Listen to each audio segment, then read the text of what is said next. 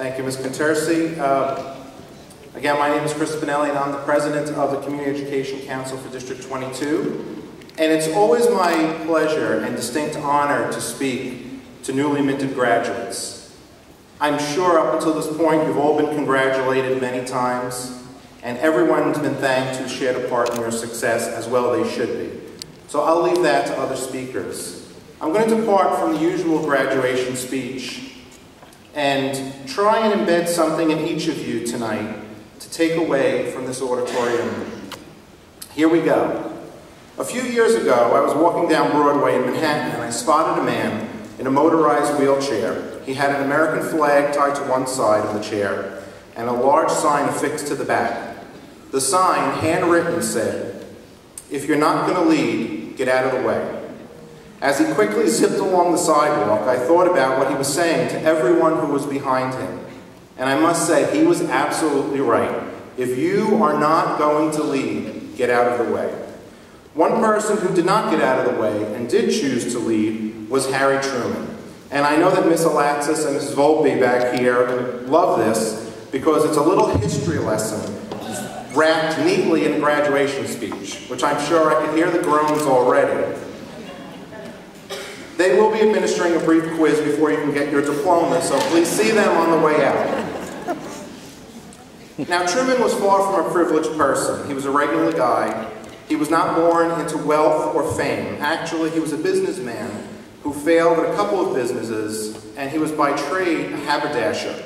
Now, I can tell you what a haberdasher is, but I'm going to leave that as a small summer assignment for you. You can Google it when you get home, not now if you have smartphones, which I hope you don't, because I don't need someone fact-checking my speech. But maybe someone could post it on Facebook and will actually use the technology for learning. But Truman became our 33rd president upon the death of Franklin D. Roosevelt during a critical moment in World War II.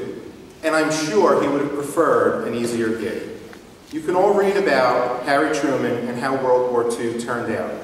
He was famous for many sayings, including, "The buck stops here," and "If you can't stand the heat, get out of the kitchen."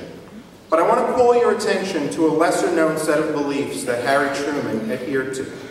Harry Truman lived by a set of principles that we can all live by today, and it is certainly a recipe for success. And after all, now that you're headed to high school, success should be foremost in your minds. These are Harry Truman's 7 rules to live by. Work hard.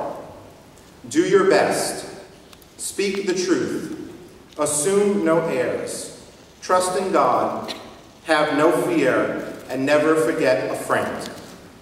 Before I proceed, let me apologize to any atheists that I may have offended out there, but these are Harry Truman's words, so if you have any issues with them, please direct your mail to the estate of Harry Truman. That address can also be found on the internet, and I'm sure your children will Google it for you.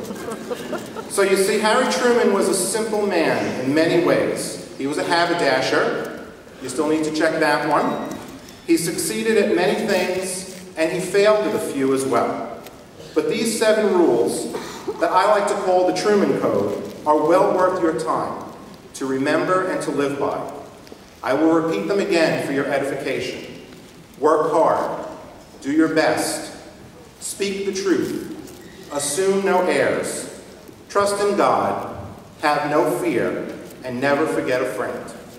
I can't add anything to Mr. Truman's words, but I ask today that you carefully consider what he was saying, and that as you head off to high school, you choose not to get out of the way, but instead you choose to lead. Thank you all. Congratulations. God bless you. Good night.